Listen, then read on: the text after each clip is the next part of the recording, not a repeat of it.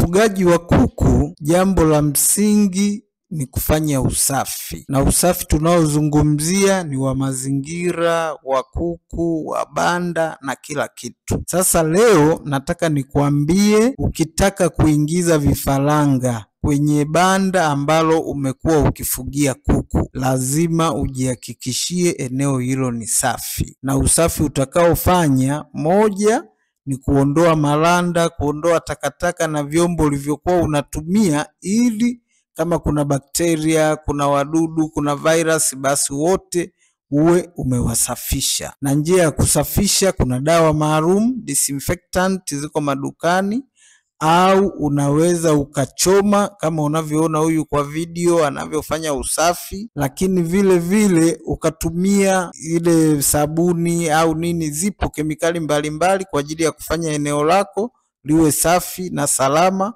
kwa ajili ya kupokea bachi mpya.